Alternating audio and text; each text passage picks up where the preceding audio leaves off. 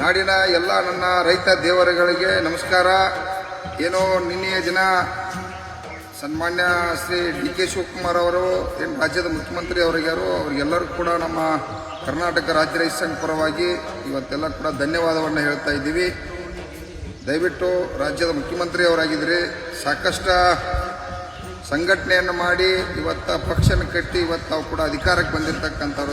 ಅದೇ ರೀತಿಯಾಗಿ ಇವತ್ತು ನಾಡಿನಲ್ಲಿ ಭಾಳಷ್ಟು ರೈತರ ಸಂಕಷ್ಟದಾಗದಾರ. ರೈತರ ದಿನನಿತ್ಯ ಆತ್ಮಹತ್ಯೆ ಮಾಡ್ಕೋತಾರು. ಇಡೀ ದೇಶದಾಗ 2ನೇ ನಂಬರ್ ರಾಜ್ಯ ಇವತ್ತು ಕರ್ನಾಟಕ.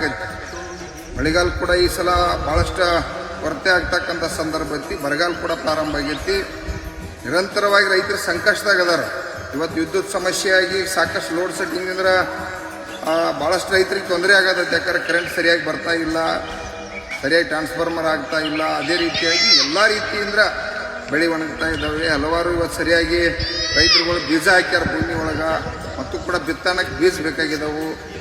ಇವೆಲ್ಲ ಯೂರಿಯಾ ಸಮಸ್ಯೆ ಐತಿ. ಹಲವಾರು ನಾಡಿನ ರೈತರ ನನ್ನ ಜ್ವಲಂತ ಸಮಸ್ಯೆಗಳು ಅದಾವು.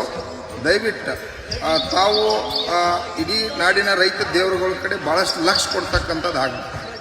ಯಾಕಂದ್ರೆ ರೈತರು ಭಾಳಷ್ಟು ತೊಂದರೆ ಒಳಗದಾರ. ಆ ತೊಂದರೆಯನ್ನು ಇವತ್ತು ರಾಜ್ಯದ ಮುಖ್ಯಮಂತ್ರಿ ಅವರು ಏನು DK ಶಿವಕುಮಾರ್ ಸಾಹೇಬರಾಗಿರಿ, ತಾವು ಈ ಕಡೆ ಲಕ್ಷ್ಯ ವಹಿಸಿ ರೈತರ ಪ್ರತಿಯೊಂದು ಸಂಕಷ್ಟಕ್ಕೆ, ಈ ಬರಗಾಲ ಇರಲಿ ಮತ್ತೊಂದು ಸಂಕಷ್ಟ ಇರಲಿ, ಎಲ್ಲ ಸಂಕಷ್ಟಕ್ಕೆ ಬೆಳೆದಂಥ ಬೆಳೆಗೆ ಬೆಲೆ ಇಲ್ಲ. ನೀವಾದರೂ ಕೂಡ ಬೆಳೆದಂಥ ಶ್ರಮಕ್ಕೆ ತಕ್ಕಂತೆ ಬೆಳೆದಂಥ ಬೆಳೆಗೆ ಬೆಲೆ, ಯೋಗ್ಯವಾದ ಬೆಲೆಯನ್ನು ಕೊಡಿಸ್ತಕ್ಕಂಥದ್ದು ಕೂಡ ದೊಡ್ಡ ಪಾತ್ರನ ತಾವೆಲ್ಲ ಈ ಜವಾಬ್ದಾರಿ ಹೊರಬೇಕಾಗ್ತೈತಿ. ಯಾಕಂದ್ರೆ ಹಿಂದೆ ನಾವು ಬೇಕೋ ತಗೊಂಡ್ರೆ ಇಲ್ಲ, ಇನ್ನು ಮುಂದಿನ ಸಲ ಈ ಬದಲಾವಣೆ ಆಗ್ಬೇಕೈತೆ. ಸಾಕಷ್ಟು ಲಕ್ಷಾಂತರ ಇವತ್ತು 10 ಲಕ್ಷ ಗಂಟಲೆ ಮಕ್ಕಳು ಎಜುಕೇಷನ್ ಕಲಿತ ನಿರುದ್ಯೋಗಕ್ಕಾಗಿ ಮೊನ್ನೆ ಒಬ್ಬ ರೈತ ಒಬ್ಬ ಯುವಕ ನಿರುದ್ಯೋಗಿ ಆತ್ಮಹತ್ಯೆ ಮಾಡ್ಕೋತಾನೆ. ಅವ್ರು ಕೂಡ ಆತ್ಮಹತ್ಯೆ ಮಾಡ್ಕೋತಾರೆ. ಇವತ್ತು ಸಾಲಿ ಕಲಿತ ಹುಡುಗರ ಅವ್ರು ದಿವಸಕ್ಕಿಲ್ಲ 3-4 ಜನ ಇಡೀ ರಾಜ್ಯವ್ಯಾಪಿ ಆತ್ಮಹತ್ಯೆ ಮಾಡ್ಕೋತಾರೆ. ಅದನ್ನ ನಿಲ್ಲಬೇಕಪ್ಪ ಅಂದ್ರೆ 2,80,000 ಏನು ಹುದ್ದೆಗಳು ತಮ್ಮ ಈಗ 5-8-10 ವರ್ಷದಿಂದ ಏನು ಖಾಲಿಯಾಗಿದ್ದಾವೆ, ಅವ್ನ ತಕ್ಷಣ ಇವತ್ತಿಂದ ಅವನು ಭರ್ತಿ ಮಾಡ್ಕೋತಕ್ಕಂಥ ಚಟುವಟಿಕೆಗಳು ಕೂಡ ಈ ರಾಜ್ಯದ ಮುಖ್ಯಮಂತ್ರಿಯವರು DK ಶಿವಕುಮಾರ್ ಅವರು ಎಲ್ಲರೂ ಕೂಡ ತಾವು ಜವಾಬ್ದಾರಿ ಹೊತ್ತ ಈ ಜನರನ್ನು ರಕ್ಷಣೆ ಮಾಡ್ತಕ್ಕಂಥದ್ದಲ್ಲಿ ಹೆಚ್ಚಿನ ಪಾತ್ರವನ್ನು ವಹಿಸಬೇಕು. ದಯವಿಟ್ಟು ತಾವೇನಾದರೂ ನಿರ್ಲಕ್ಷ್ಯತನ ಮಾಡಿರಪ್ಪ ಅಂತಂದ್ರೆ ನೀರಾವರಿ ಯೋಜನೆಗಳು ಭಾಳಷ್ಟು ವಿಳಂಬ ಇದ್ದಾವೆ. 10 ವರ್ಷದಿಂದ ನೀರಾವರಿ ಯೋಜನೆಗಳಾಗಿಲ್ಲ.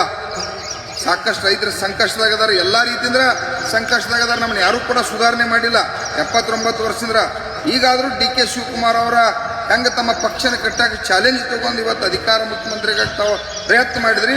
ಈ ಜನರ ಸೇವೆ ಕೂಡ ಮಾಡಿ ಈ ನಾಡಿನ ಜನರನ್ನು ರಕ್ಷಣೆ ಮಾಡ್ಬೇಕಂತೇಳಿ ತಮ್ಮಲ್ಲಿ ಎಚ್ಚರಿಕೆ ಮತ್ತು ವಿನಂತಿಯನ್ನು ಕೂಡ ಮಾಡ್ತಾ ಇದ್ದೀವಿ.